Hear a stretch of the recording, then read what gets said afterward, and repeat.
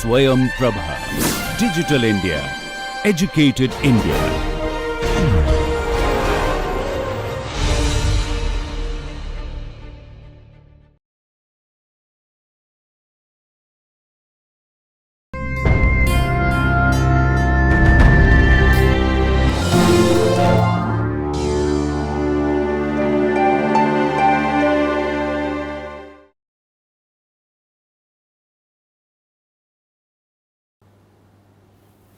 Welcome back friends. So, in today's lecture and in continuation with our vocabulary development, I am going to talk about word history of these four very interesting and frequently occurring words: bucolic, dearth, euthanasia and logistics. I will just tell you in what context do they occur and what is the background of these words, and then I will also continue with confusable words, words that sound alike or they are spelt alike, but they are used in different contexts with different meanings. So, bucolic is basically a literary and poetic kind of a word.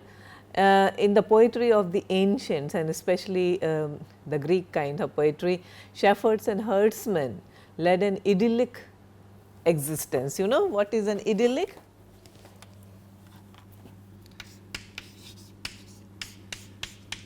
Idyllic kind of an existence, living in harmony with nature, flora, fauna, and basically living a serene, calm, quiet life in the countryside. So, idyllic existence. So, these herdsmen and shepherds, and especially in poetry, they would lead an idyllic existence while tending their flocks. They made their pleasant music on the pipes of Pan. Pan, you should know this word. Okay. So, Pan is a demigod, god. See, the Greeks have several gods and goddesses. Now, we are going to soon do a couple of classes and sessions, because so many words and vocabulary expressions are derived from the names of Greek gods and goddesses. For example, Herculean, Promethean. So, I am going to do a couple of sessions on that also. You need to know that. So, Pan was also a demigod kind of Greek god, who was known for playing his pipes and basically looking after the pastoral, rural, simple country folk.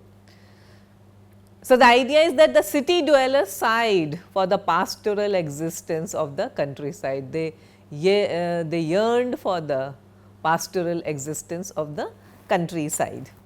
The word bucolic describes this type of living. It comes from the word for herdsmen and shepherds, bucolius, a person who has to do with cows and oxen. Ox singular, oxen plural, we do not say oxes. So, from the related Latin root we get bovine, that is cow like. Okay. So, B-O-V-I-N-E, bovine is a Latin term for cow like. So, sometimes you also say the bovine menfolk of this family, cow like. So, this is what bucolic meant, related to the to life, the idyllic existence in the countryside. Bucolic, it is always an idealized description for any place. So, perhaps you can say IIT Madras campus has a bucolic environment, thick forests, living in harmony with animals and nature. So, bucolic existence. Exactly the word means living an idealized kind of an existence. Now, let us see dearth. Dearth is, you know that the meaning, the literal meaning is lack, lack of something. There is dearth of water in our city. Now, dearth is just the word that like you know, you have to remember deer and ending in th. like warm and warmth and health, like even like deep and depth, grow and growth, true and truth. It once meant dearness, okay, but now it means scarcity. So, it reminds us that the law of supply and demand is old, that was scarce became was something dear. DEAR is not always used in the loving or lovable way. Dear, we also say that it it's a very for example, it costs me dearly. I bought a house, it cost me dearly, so it was very expensive. I made a mistake, it cost me dearly. I made a mistake for which I had to pay some kind of a price, emotional or material. Euthanasia, this is another, well, it derives from nowadays it is used mainly in medical terms. Literally it means an easy manner of dying. Now, the Greek prefix EU is used here, and EU means easily as a prefix.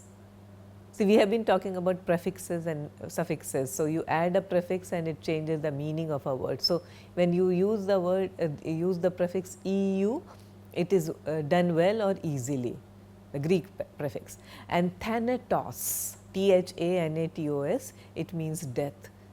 In modern times, in contemporary usage, it means the act or practice of putting a hopelessly or terminally ill person to death painlessly. Remember, thanatos was the Greek personification of death. Again, we are talking about Greek mythology. And Thanatos was a personification of death, twin brother of sleep and the son of night. Okay, and there is also a famous poem by William Cullen Bryant, and it is called Thanatopsis. It's a view or contemplation of death. This is how it is spelled. Please look at the spelling by William Cullen Bryant, Thanatopsis. Logistics. Now, logistics is derived from the French verb loger, L-O-G-E-R, like billing, okay, put up for the night. An army has to be fed, transported, supplied and lodged, and logistics is the most important branch of military art and science which attends to these details. A military term, and some nowadays we also hear, so logistics has to be taken care of. Corporates are very fond of using this expression and this term nowadays. Logistics didn't work out, we tried, essentially a military word. Now, we will move on to our confusable word, and first set is deprecate and depreciate. Now, remember, deprecate is an action that means is to disapprove something strongly, deprecate, and depreciate is when the value of something comes down. So, deprecate is the idea of regret that the action has occurred and we are applying it, we deprecate it, we disapprove. Depreciate is when we belittle something, especially when we deflate and lessen it in value. Opposite to the word or opposite or opposed to the word appreciate, which means the value is increased, especially we use it in terms of property value. Another set, discomfited and discomforted. Now, discomfited means literally to be completely undone, to be defeated, to be frustrated. Adding to my discomfiture, discomfited, frustrated, undone. Discomfort is you are uncomfortable somewhere, you are not very comfortable in some surroundings. Okay, it does not literally means frustrated, but discomfited is a stronger word. Next set, disinterested and uninterested. Now, disinterested does not always mean not interested, people get confused. Uninterested means that people are not interested, but disinterested means without selfish motives, a sense of detachment.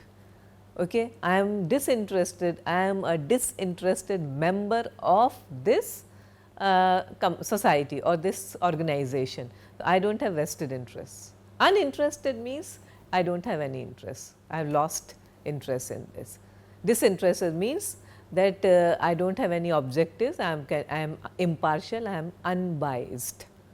Uninterested means I am bored, indifferent. Next set of words, enormous and enormousness, enormity and enormousness. Enormity, enormousness.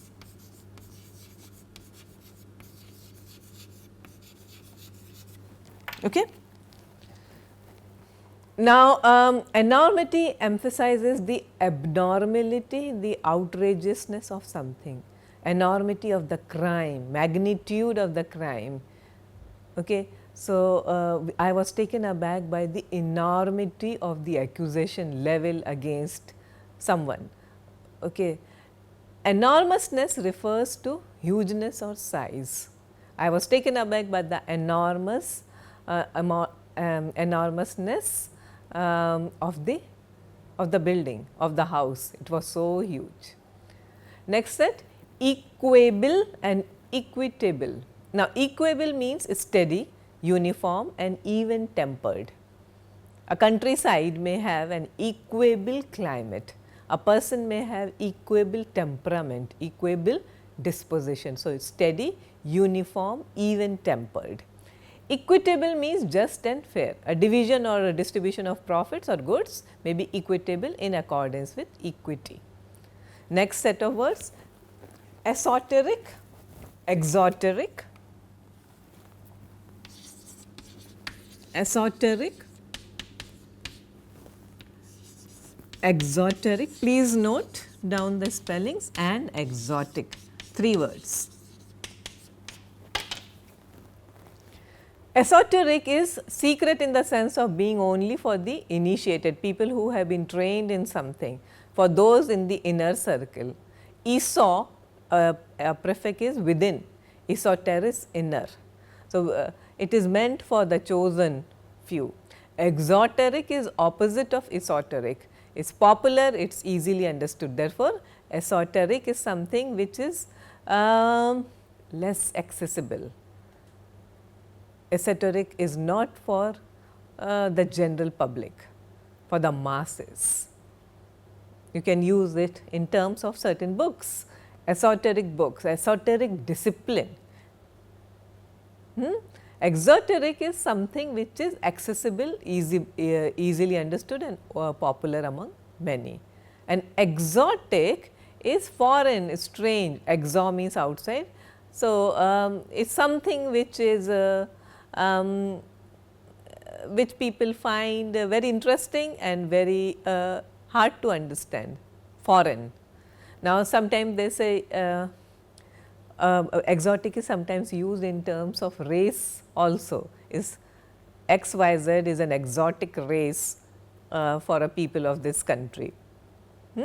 So, in that way, because they are considered very colorful and peculiar in their attitudes or beliefs or appearance, okay, color of their skin. So, exotic. Okay, we also say exotic locations. So, exotic locations which are unfamiliar and foreign to us. Next set of words, exigent and exiguous.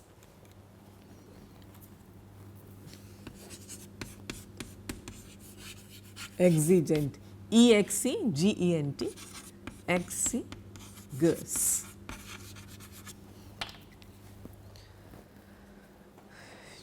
E-X-E-G-U OUS. Exigent is urgent, requiring immediate attention. Do it exigently. Exiguous is small, trifling. So, exigency of a situation are the urgent needs. Exiguous is small, it does not really need that kind of attention. Next set of words, flaunt, FLAUNT, and flout, FLOUT. Flaunt means making a display proudly. You know, you people have a lot of money, they are buying big cars, big houses, foreign cars, BMW, Mercedes. We say they are flaunting their wealth. Okay. Spending a lot of money, let us say on a pair of shoes, so flaunting your money. Spending a lot of money on perhaps let us say throwing a party. So, what is the need to flaunt? You know, showing off, to make a big show off. Sometimes people may also use it in the sense of, in the context of flaunting a relationship. Okay. We don't approve of this, but it's still they are flaunting it. Now, flout means to defy, to pay no attention to disregard, flouted all the rules. You are supposed to do this, supposed to submit assignments, you do not submit on time, you are flouting all the rules of the course. Next set of words, fortuitous and gratuitous. Fortuitous is happening by chance, accidental. It does not mean fortunate or lucky. Please remember, it is happening by chance, accidental. We met fortuitously, and gratuitous is for no good reason, uncalled for, unwarranted. So, easily confused words. Next set of words, inflammable and inflammatory. Inflammable is capable of being set on fire, combustible. Petroleum is a, you know, or oil is an inflammable substance. We also say inflammable temperament, just burst into tantrums, temper. Inflammatory, likely to inflame passions, rousing. So, he made an inflammatory speech, okay, and which is likely to inflame passions and rouse strong emotions. Next set of words, ingenious and ingenious. Here I think you will require the spellings, pay attention to that. Ingenious, ingenious.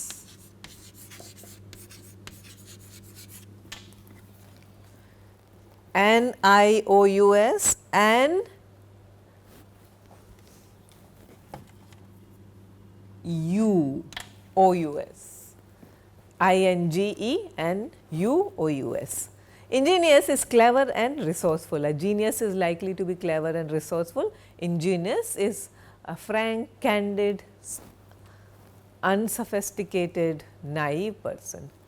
The opposite of this is disingenuous, insincere.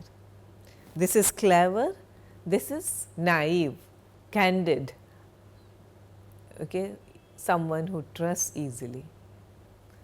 Next set of words, judicial and judicious. Judicial is fair, like a judge. Judicial declaration, judgment. So, and judicious is wise, prudent, sensible.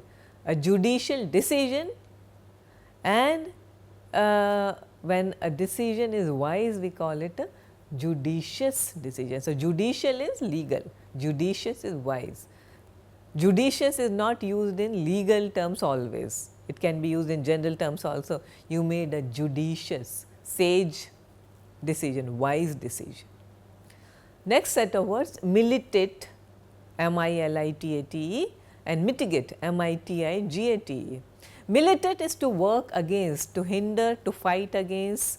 It comes from miles, it is Latin for soldier, MILES. Mitigate is to reduce severity of, mitigate of somebody's anguish, mitigate somebody's anguish by kind words. Mitigate is sometimes used incorrectly for militate. Militate is always against, militate is always followed also by the preposition against, but mitigate never. Okay, you do not say mitigate against, we say militate against. Next set of words, official, officious. Official is having an authoritative standing. Official letter. Did you get the letter officially? We often ask, that is important. Officious is going beyond one's official duties, it is quite interfering, he was being too officious about it. As used and understood by most people, the word officious has gone beyond the meanings found in our dictionaries. Today it is used with meaning of like a bossy or interfering or even domineering.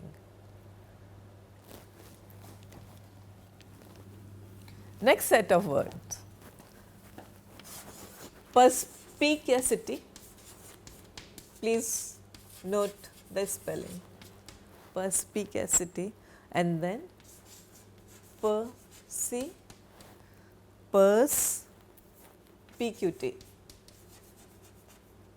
CUITY,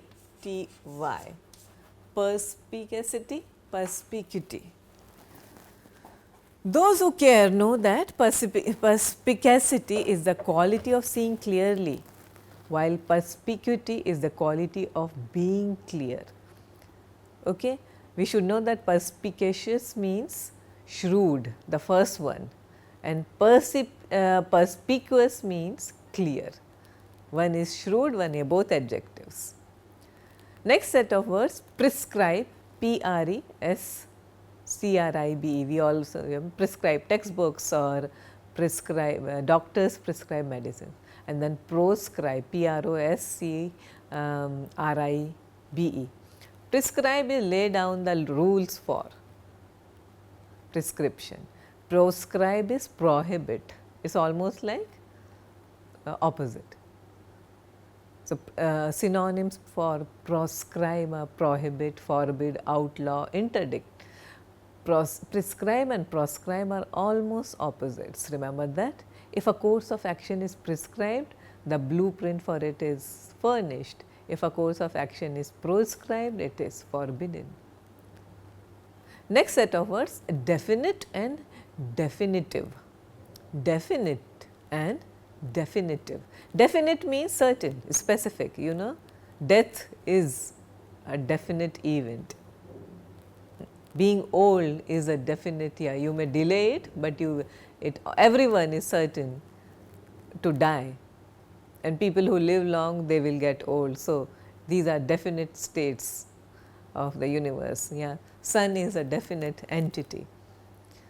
It is precise, it is exact, it is final, but definitive is final, conclusive. We often say the definitive word on something. He is the chairman is going to have the definitive word, or it is more commonly and more appropriately we can use it as let us say this is the definitive textbook. Seminal textbook, definite is the final word. Biography is so complete that the publication is to end all other discussion on this subject. Okay, so, biography of Abraham Lincoln, definitive biography. Okay, so, this is the definitive book. So, thank you very much. We will continue with our discussion on vocabulary and more different kinds of usage in our next class.